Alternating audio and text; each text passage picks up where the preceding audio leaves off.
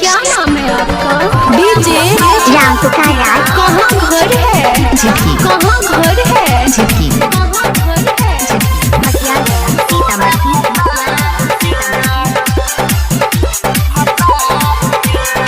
एतो बराती तो पिटबो नै छाती करबो दंगा बियाहे के राती।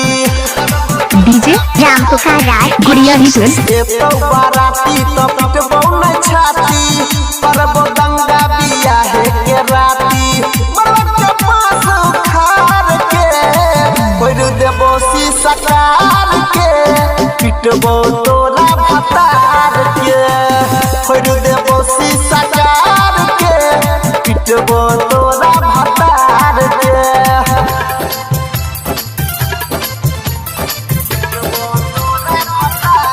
डीजे राम पुकारा। डीजे राम पुकारा। डीजे राम पुकारा। डीजे राम पुकारा मटियाला सीतामढ़ी। मटियाला सीतामढ़ी। पागल जे ना छौरी कटे हमर हाल गे हाथ चमेहली सके ने तैलाल गे। डीजे राम पुकारा। पागल जे ना छौरी कटे हमर हाल गे हाथ चमेहली सके ने तैलाल गे। मुलवे जाति नहीं होते यार के होइल देबो शीशा कार के पिटबो तोरा भतार के होइल देबो शीशा कार के पिटबो तोरा भतार के।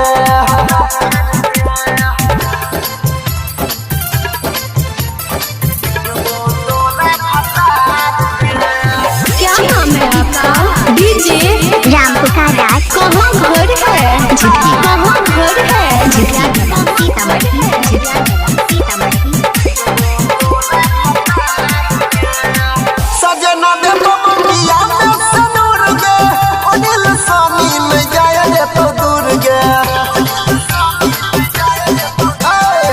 सजना दे बबिया में सनूर गे अनिल सानी में जाय रे तो दूर गे।